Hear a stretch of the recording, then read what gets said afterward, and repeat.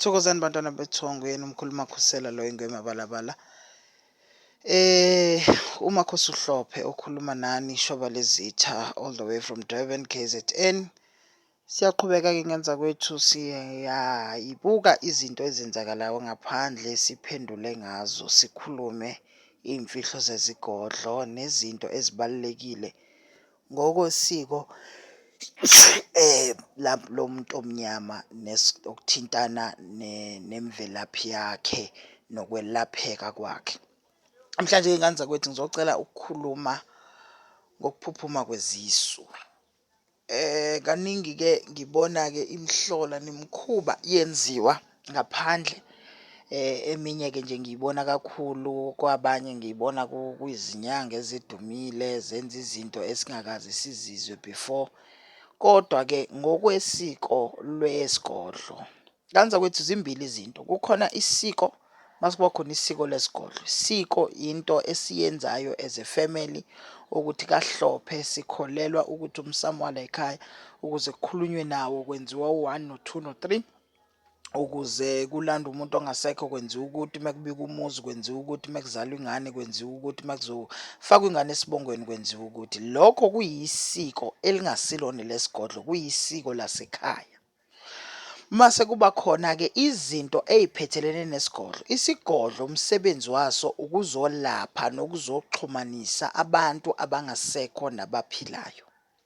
So asiyeni ke kule ndaba ecrucial ngoba esikhathini samanje we have to understand ukuthi sesikhulile safika ezingeni la khona izinto zigcine zihamba ngesandla sokunxele, kwagcina kukhona izingane eziphuphumayo, kwagcina kukhona izingane ezikhishwayo, kwagcina kukhona abantwana abangazalwanga emhlabeni. Kodwa labantwana bayakumemezela, bayakhalela ukuzolungiselelwa izinto. Asiqaleni lana ke njenganza kwethu. Mawazi ukuthi you had an abortion, mawazi ukuthi you had a miscarriage, there is no need ukuthi wena uqale phansi uyohlola uhlolela into yaziyo.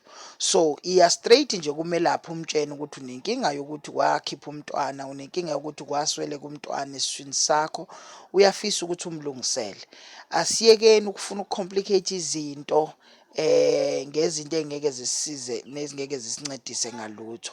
Uma wena uzazi ukuthi kukhona umntwana owashelela waphuma ngendlela engafanele aphume ngayo noma waswelekela esiswini sakho, lelo cala kuyinto ebalekile ngoba lo mntwana uyadinga ukubuya azohlanganiswa nezidalwa zakubo, anikezwe isibongo, anikezwe igama, anikelelwe kuyidalwa zakubo ukuze lo mntwana aphenduka abe idlozi elihle. Ngoba lo mntwana uyakwazi ukuhamba kwesikhathi agcine eseyisitha, agcine eseyisilwane esiphilayo kuwe nesikwembathile esiyidlozi elingekho lihle ngoba yidlozi elihamba lizula lingazazi ukuthi kahle kahle liya kuphi nendawo. 2, umntwana uyakhula. Uma ekhula umntwana uba yidlozi, ezekhula uyakuthola ukuthi kuningi angenzelwanga kona emhlabeni, abuye azokukhalela lokho, uyakukhalela ngisho kuyingane eziphilayo.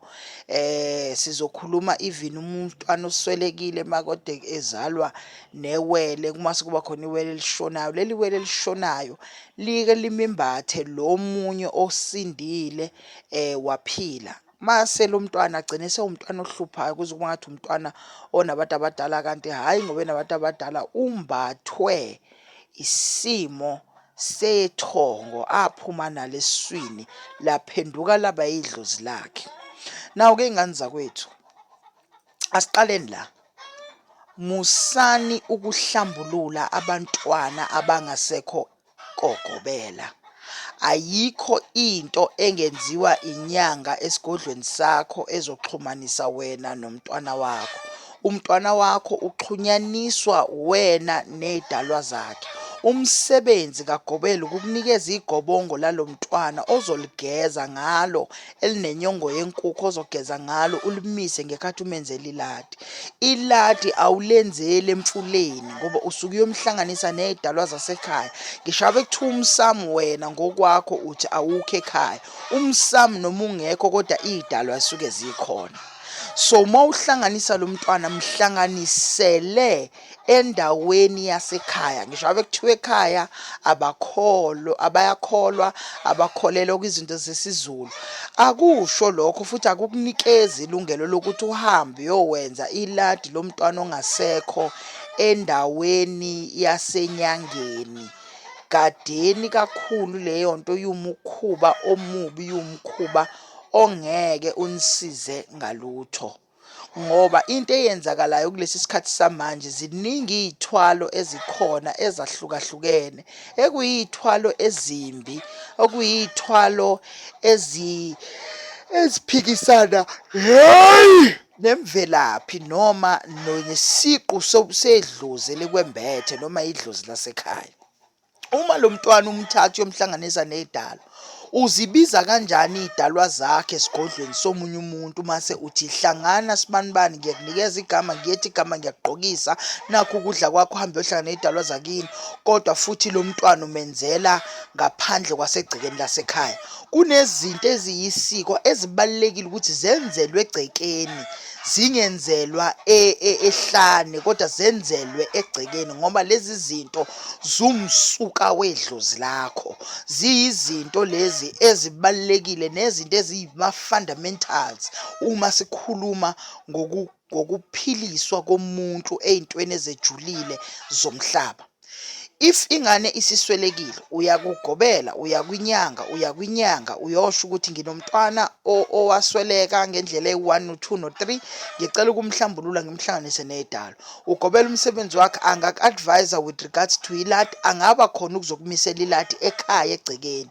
Emveni kwalokho kufunakala inkukhu, kufunakala amakhandlela, kufunakala iladi lomntwana, kufunakala ingubo yokwembatha, kufunakala igama lalo mntwana. A-initiate lo mntwana angeniswe ekhaya. Ngekhathi uphahla leli ukhamba liphakama lengwebu, uyamhlambulula, uyamgeza, ukuze wonke amacala lo mntwana angehleli kuyena, kodwa ahambe ayohlala nalamathongo esiwabiza ngomnono.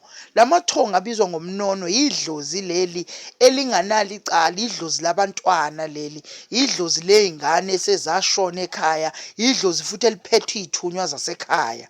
So-ke ingane zakuthi, let's be careful izinto esizenzayo nesiy'khomitha kuzo, ngoba kuney'thwalo namhlanje abantu abazisebenzayo belanda lezi y'ngane bezoy'faka ey'godlweni zazo ukuze lezi y'ngane zibasebenzele, zibalandele abanye abantu. Be careful ngane zakwethu. Ayile nto ngeziko ngoba zikhona inyanga ezothi hayi iziko lami liyayivuma lento. Ayikho, ngoba isiko leli, akuyona into ehlangene neziko lomuntu. Wena iziko lakho njengenyanga, umsebenzi walo ukukhipha ukhamba oluzohlambulula izidalwa nalesi sidalwa lesi esifakwa kulesi sibongo.